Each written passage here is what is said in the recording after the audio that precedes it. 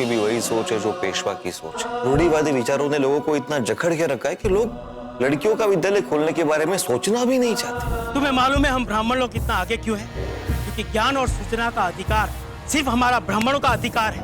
चौथी बात, तुम पहले ऐसे इंसान हो जो शिक्षा पूरी करने के बाद नौकरी के बारे में नहीं बल्कि देश के हित के बारे में सोच रहे हो। मैंने तुमसे कहा था उसे किसी नौकरी पे लगा दो। लगता है तुम पिता पुत्र दोनों मिले हुए हो। मुझे नहीं पता, तुम्हें इस बात का पता नहीं कि वो विद्यालय बनाने जा रहे। अब मैं तुमसे कुछ नहीं कहूँगा, तुम्हारे कर्मों का फल तुम्हें भगवान ही देगा। पुजारी जी, मैं सच कह रहा हूं कि मुझे कुछ नहीं पता। और आप तो जानते हैं कि मैं अपने काम में कितना व्यस्त रहता हूं। इधर उधर की बातों पर मैं ध्यान नहीं देता। यही तो तुम्हारी गलती है। तुमने अपने काम से ज्यादा अपने संतान पे ध्यान दिया होता तो तुम्हारा ज्योति इतना अधर्मी ना बनता। और लड़कियों की विद्यालय खोलने के बारे में सोचता भी नहीं। ज्योति लड़कियों का विद्यालय खोलने जा रहा है? वो ऐसा सोच रहा है, लेकिन वो तुम्हारी सहायता के बिना ऐसा सोच भी नहीं सकता और कर भी नहीं सकता, क्योंकि उसके पास इतनी पूंजी ही नहीं। वो जरूर विद्यालय खोलने के लिए तुमसे धन मांगेगा। पुजारी जी, आप बिल्कुल चिंता मत कीजिए। ज्योति ऐसा कुछ भी नहीं करेगा। और रही बात सहायता की, तो वो उसे मेरी ओर से कभी नहीं मिलेगी। अगर उससे अपनी जिद नहीं छोड़ी, तो मैं उसे घर से निकाल दूंगा। प्रणाम पुजारी जी।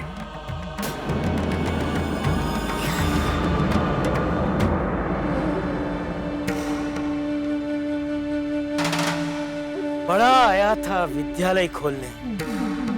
अब जब दर दर की ठोकर खाएगा तो पता चलेगा। आज तक किसी ने लड़कियों का विद्यालय खोलने के बारे में सोचा भी क्यों नहीं।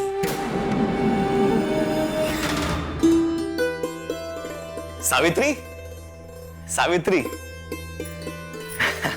आ गए आप? क्योंकि मैं अभी आपके लिए पानी लेकर। नहीं सावित्री, क्या कर रही थी तुम क्यों सिलाई कढ़ाई में अपना वक्त जाया कर रही हो? मैं कहाँ करती हूँ सिलाई कढ़ाई, वो तो बस मैं आपके इस कुर्ते में बटन टाक रही थी। हाँ, दोनों बातें एक जैसी है। मत करो ये, क्योंकि अब भारत में स्त्रियां अपनी भूमिका बदलने वाली है।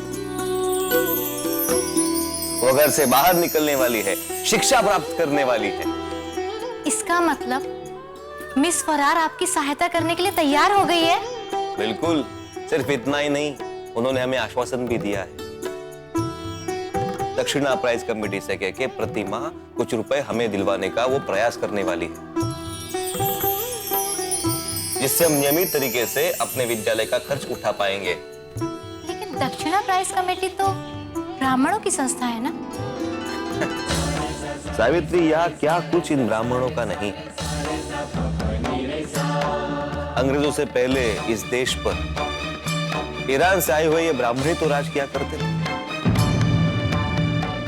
कब्जा अभी भी उन्हीं का है, लेकिन अभी उन्हें सिर्फ अंग्रेजों को कर देना पड़ता है। मतलब पहले एक लुटेरे थे और अब 2 लुटेरे हैं। और अब वक्त आ गया है इन दोनों की गुलामी से इस देश की जनता को आजाद कराने का। और उसका एक ही उपाय है, शिक्षा। इसीलिए कह रहा हूं, जागो और ये सब छोड़ दो, क्योंकि देश की जनता को आजादी चाहिए। आजादी अंग्रेजों से, आजादी मनुवाद से, आजादी ब्राह्मणों से, आजादी पितृसत्ताक समाज व्यवस्था से, आजादी पुरुषवाद से, आजादी इस सामंतवाद और राजशाही से। इस आजादी की लड़ाई में मैं आपके साथ और अपनी आखिरी सांस तक आपके साथ कदम से कदम मिला के चलूंगी। हाँ, लेकिन फिर भी मैं आपके इस कुर्ते में बटन लगाना नहीं छोड़ूंगी। जब तक तुम ये सिलाई कढ़ाई नहीं छोड़ोगी, तुम मेरा साथ मेरी लड़ाई में कैसे दे पाओगी?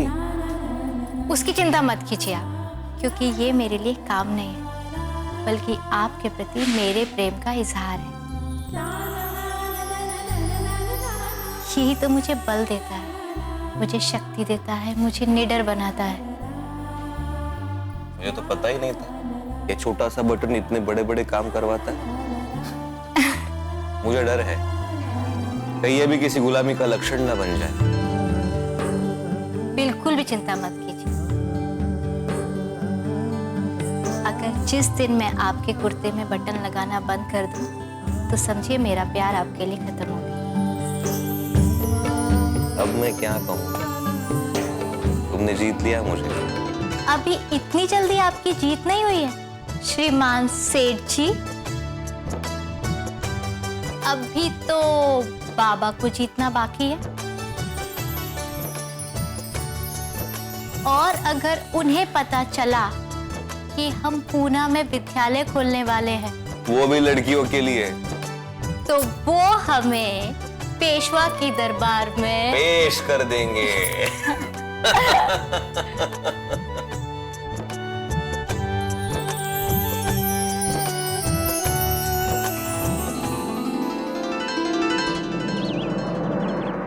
सुना ही तुमने? अब क्या हुआ? पूरे पूना में चर्चा हो रही है। गोविंद राव का लड़का ज्योति लड़कियों के लिए विद्यालय खोलने जा रहा है। देसी मुर्गे और विलायती चाल। आजकल 2 अक्षरे पढ़कर हर एक अपने को खुद को अंग्रेज समझने लगा है। वही तो आई, विद्यालय से पहले हमें क्या लेना देना? अगर समाज सेवा करने का इतना ही शौक है तो उसे कहो विधवा आश्रम खोल दे। और तो और वो ज्योति सावित्री की पत्नी है ना, मैं उसका बहुत अच्छे से जानती हूँ। बड़ी तेज औरत है वो। क्यों कांता? ज्योति तो तुम्हारा पड़ोसी था ना, तो तुम उसे समझाती क्यों नहीं कुछ?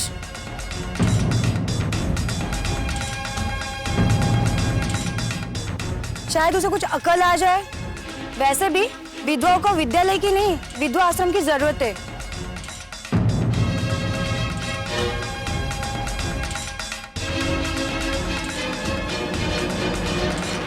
अरे उसने पेशवा तक की नहीं सुनी तो इसकी क्या सुनेगा? पर आई, इसमें बुराई ही क्या है? ज्योति जो कह रहा है वो ठीक ही तो कह रहा है।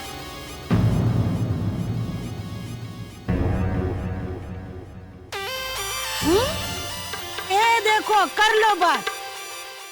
तू बोले तो बोले, उसके साथ गूंगी छन्नी भी बोलने लगी। लेकिन आई, इसमें बुराई ही क्या है? सदियों से हम विधवा आश्रमों में या घरों में कैद ही तो हैं।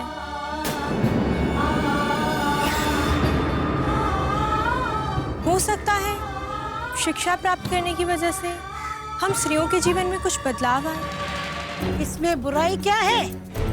ये तो अधर्म है। सुना ही तुमने? बातों ही बातों में इसने कह दिया कि विधवा आश्रम कैद खाना है।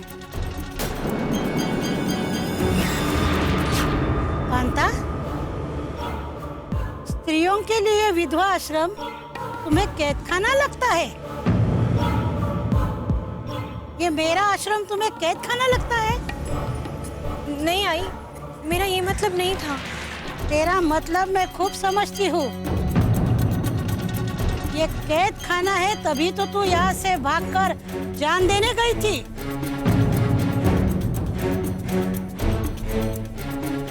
लेकिन एक बात जान लेना कांता, तुमको ये तेरी नजर में ये कैद खाना जरूर लगेगा, लेकिन बाकी विधवाओं के लिए ये उनका घर है, घर। जब उनके घर वालों ने उनको कुलक्षणी डायन करके कह के घर से हकाल दिया था, और मैं उन्हें अपने घर में आसरा देती हूँ, उनका बेटियों की तरह ख्याल रखती हूँ, और तू इसे कैद खाना कहती है? जाने दो आई, तुम भी पत्थर पे क्यों सर मार रही हो? देख नहीं रही हो? इसे चुपचाप सुन रही है।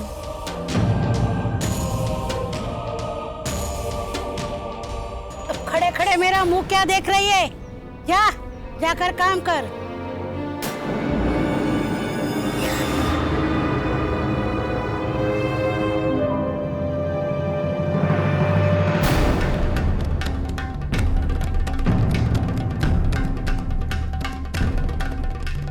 हे भगवान, आजकल तो भलाई का जमाना ही नहीं रहा। सही कहा आई तुमने। अरे तू क्या मेरे हाँ में हाँ मिला रही है?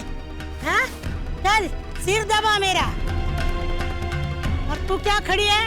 हाथ दबा।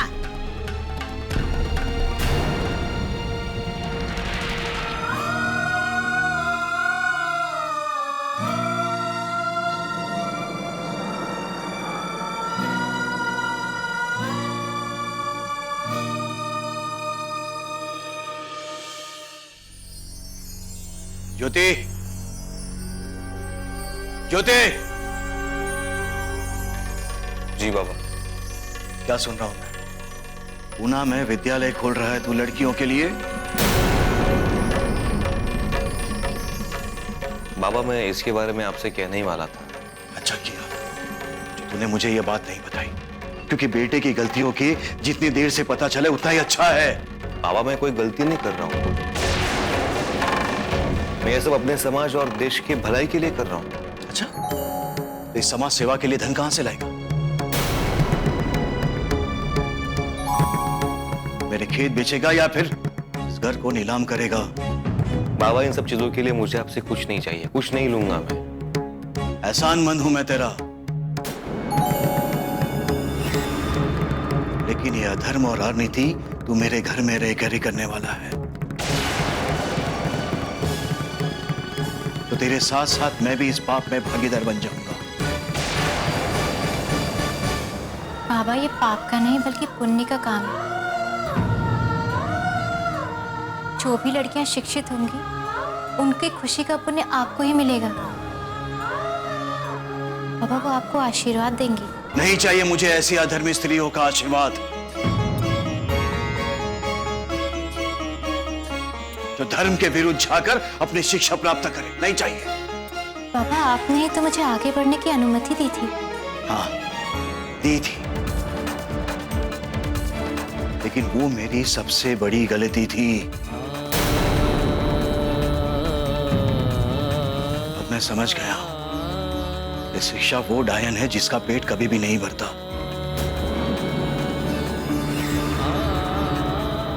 पहले तुम्हें सिर्फ पढ़ाई करनी थी, उसके बाद अंग्रेजी विद्यालय में जाकर तुमने पढ़ाई की।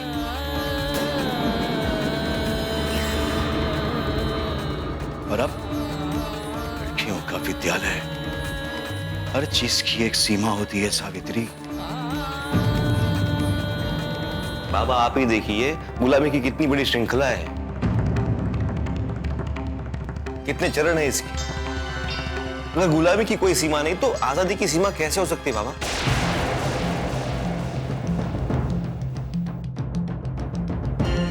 देख ज्योति, तेरी टेढ़ी मेढ़ी बातें मुझे नहीं सुननी। मुझे सिर्फ इतना पता है कि इस गांव में कुछ इज्जत है मेरी। पुजारी जी, पेशवा जी सम्मान करते हैं मेरा, और सिर्फ मेरा सम्मान नहीं करते बल्कि पीढ़ियों का भी सम्मान करते हैं। हमारे पूर्वजों ने धर्म की सेवा करके ये सम्मान अर्जित किया है, और इस सम्मान को मैं ऐसे ही मिटने नहीं दूंगा।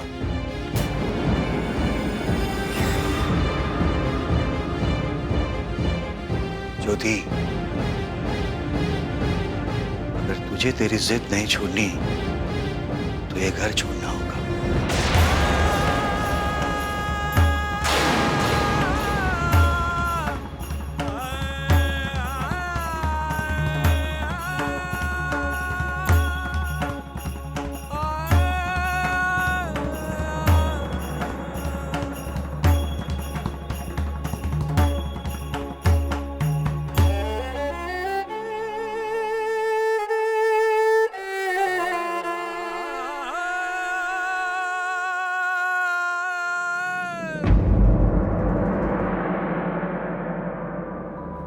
ओम नमः शिवाय। ओम नमः शिवाय। ओम नमः शिवाय। ओम नमः शिवाय। पेशवा महाराज की जय हो।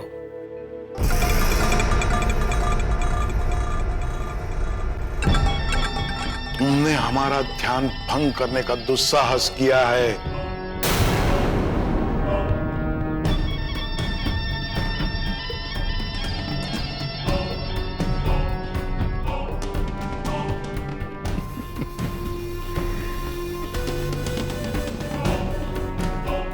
इसका मतलब जरूर कुछ अच्छी खबर लाए। आज खबर नहीं, मिष्ठान आया है। मिष्ठान किसने भेजा है? जी वो विट्ठल पुजारी की पत्नी ने भेजा है। कह रही थी आप पूरे समाज के बारे में सोचते हैं, लेकिन आप उनके बारे में कुछ नहीं सोचते, तो स्वयं उन्होंने अपने हाथों से बनाकर आपको भेजा है। वाह, श्रद्धा से बनाए गए लड्डुओं की बात ही कुछ और है। जी सर।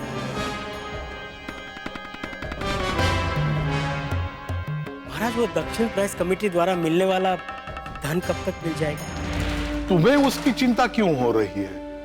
वो विट्ठल पुजारी की पत्नी कह रही थी अगर धन राशि मिल जाती तो आभूषण बनवा लेती। वैसे भी ब्राह्मण की पत्नियों के नसीब में आभूषण कहाँ लिखे हुए?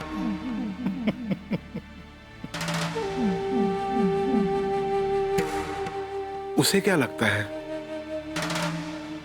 सब कुछ हमारे हाथ में है? वो दिन गए जब हमारे मर्जी के बिना पत्ता भी नहीं हिलता था।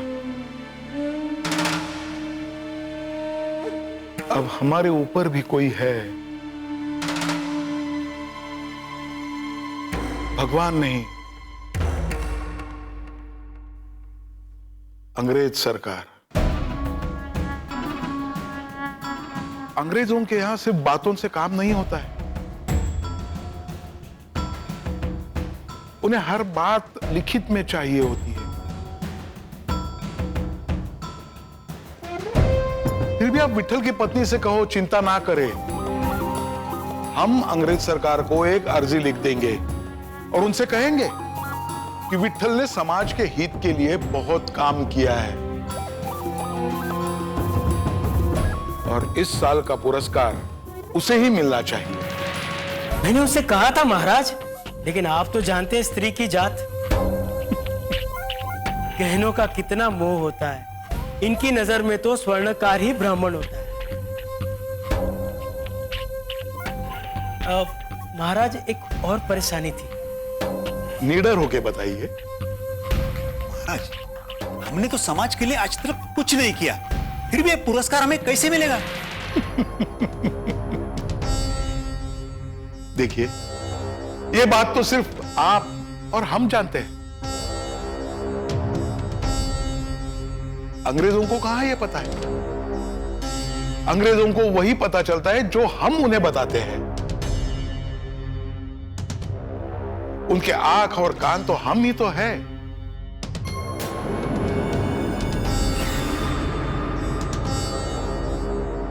आप निडर होके रहिए, इस बार का अनुदान मिलेगा।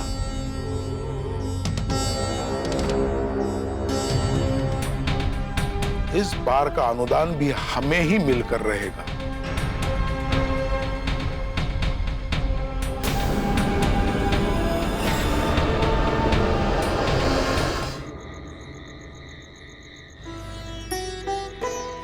सावित्री, किसी भी लड़ाई की शुरुआत पहले घर से होती है, विद्यालय की स्थापना से पहले ही। तुमने सुना ही होगा ना बाबा क्या कह रहे थे। इस घर में रहते हुए हम स्त्रियों के लिए विद्यालय का आरंभ नहीं कर सकते। पुणे में विद्यालय खोल रहा है तू लड़कियों के लिए? बाबा, मैं इसके बारे में आपसे कहने ही वाला था। अच्छा किया जो तूने मुझे ये बात नहीं बताई, क्योंकि बेटे की गलतियों की जितनी देर से पता चले उतना ही अच्छा है। बाबा, मैं कोई गलती नहीं कर रहा हूं। मैं ये सब अपने समाज और देश की भलाई के लिए कर रहा हूँ। देख ज्योति, तेरी टेढ़ी मेढ़ी बातें मुझे नहीं सुननी। हमारे पूर्वजों ने धर्म की सेवा करके ये सम्मान अर्जित किया है, और इस सम्मान को मैं ऐसे ही मिटने नहीं दूंगा।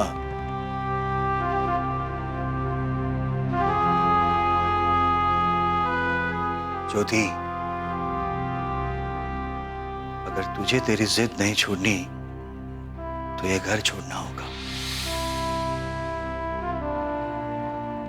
आज बाबा बहुत गुस्से में थे, बस इसीलिए उन्होंने ये सब कह दिया। वैसे उनका वो मतलब था नहीं। नहीं सावित्री, बाबा तो सिर्फ प्रतीक है समाज व्यवस्था का। बाबा तो सिर्फ पुजारी जी के हाथ की कठपुतली है। लेकिन सोचने वाली बात यह है सावित्री कि अगर हमारे बाबा के मन में हमारे प्रति इतना गुस्सा है तो फिर समाज में कितना गुस्सा होगा। ब्राह्मणों और पेशवा के मन में कितना गुस्सा होगा हमारे प्रति। हम सदियों से चली आ रही गुलामगिरी के विरुद्ध खड़े होने जा रहे हैं। तो जो शासक वर्ग है, जो पुरुष है, जो ब्राह्मण है, या वो जो इन सब के प्रभाव में है, जो इस गुलामगिरी से लाभ ले रहे हैं, वो तो हमें रोकेंगे ही ना।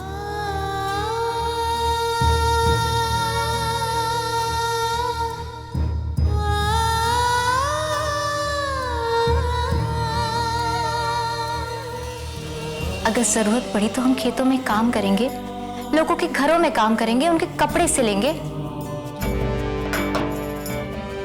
लेकिन हम स्त्री शिक्षा से कोई समझौता नहीं करेंगे, चाहे हमें किसी भी हालात का सामना क्यों ना करना पड़े। लड़कियों का विद्यालय इस पूना में? तुमने तो कहा था कि गोविंदराव उसे रोकेगा। मैं खुद हैरान हूँ। फिर वो यह पूना में विद्यालय कैसे खोल रहा है?